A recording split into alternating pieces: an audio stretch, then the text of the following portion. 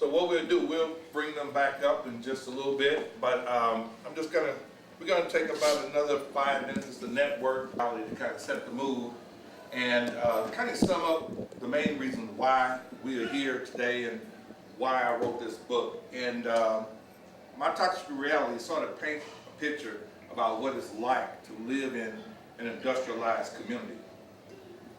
I wrote this piece one day when I was sitting in my living room in Port Arthur, Texas, a little town on the Gulf Coast. And Port Arthur, Texas is home to like 4 major oil refineries and about 6 chemical plants: Chevron, BASF Chemical, Total Oil Refinery, Motiva Oil Refinery, and Valero. And on any given day, one of those refineries or chemical plant is dumping tons and tons of illegal emissions into the air, which harm people, which kill people, and we all know it. And I was so frustrated because I heard this big explosion about 9 o'clock at night, and it darn near knocked me off the sofa, and I seen this huge fire in the sky. And so I look out the window, and this huge flare was just blowing out the top of this derrick, and then you could smell the stinky sulfur odors and various other types of chemicals, and it was almost to the point where you just wanted to cover up your face and it sting your nose to breathe it. And so I was so upset about that, and I felt so helpless to where I just took my pen and put it to paper. And ordinarily it'd take me maybe 3 or 4 days to write a poem, but this particular piece, I did this in maybe about 16 hours total. So here it is, my toxic reality. I see your smoke rising in the air, 2, 3 in the morning when you think no one is there.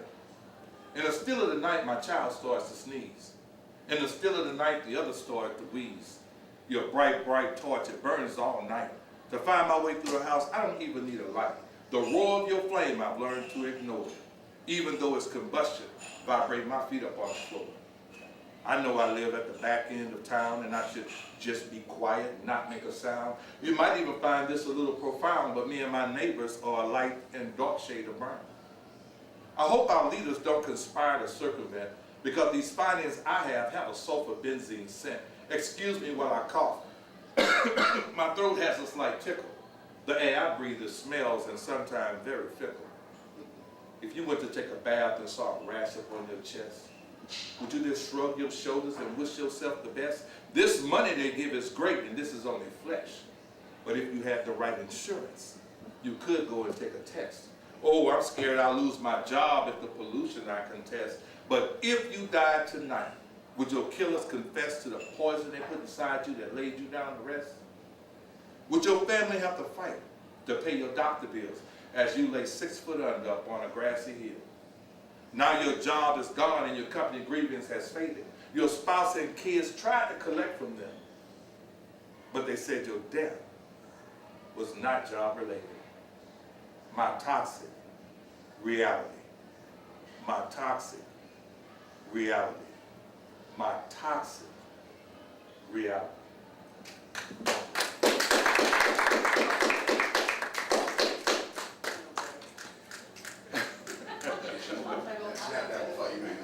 And you know, and the more that I travel and do this environmental justice work, we go to various communities in Louisiana,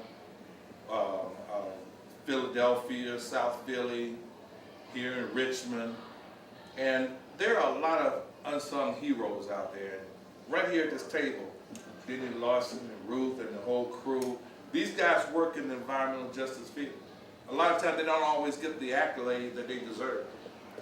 Unlike a whole lot of folks out there. You got people that are recognized, but they're not actually doing the work on the ground. They're doing the work on the ground, like many other people in Louisiana that you'd never ever hear about. But they're fighting for their communities. They're fighting to reduce the toxic chemicals that's plaguing their communities, the dirty water that they sometimes have to drink because well water gets contaminated, living next to hog farms, living next to incinerating facilities and illegal dump sites. All of these things are going on right here in America. And many times we talk about third world countries, which is just as bad, if not worse, but there are a lot of bad things happening right here that need to be dealt with, and there are people out there dealing with it, and those are the real heroes. I'm going to sing this one song. It's called Heroes. I didn't write it. A lot of people think that I did, but it's by Lionel Richie. Looking back in time, we all in debt to the leaders. Angels of mercy, everyone.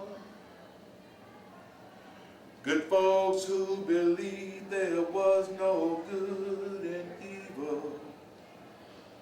Fought long and hard until the battles all were won. Our heroes make the sun rise in the morning. Our heroes make the moon shine bright at night. Our heroes make our lives a little stronger in the soul of everyone. He can be found. Give us an anchor or a rock to lean on, a captain to take us through the storm. What makes a soldier ride alone into battle? Can anybody tell me where he's coming from? He's that stranger on the street. He's that child that's at your feet, searching for freedom and justice for one. You see them time and again, you know they only fight to win. They're the challengers of evil, and I'm glad to know, yeah. Our heroes make the sun rise in the morning. Our heroes make the moon shine bright at night. Our heroes make our lives a little stronger. If you look, you surely see.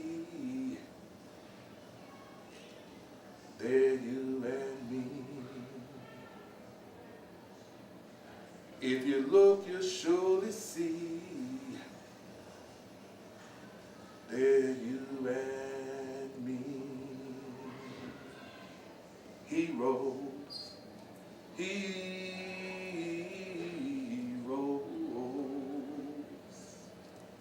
Thank you.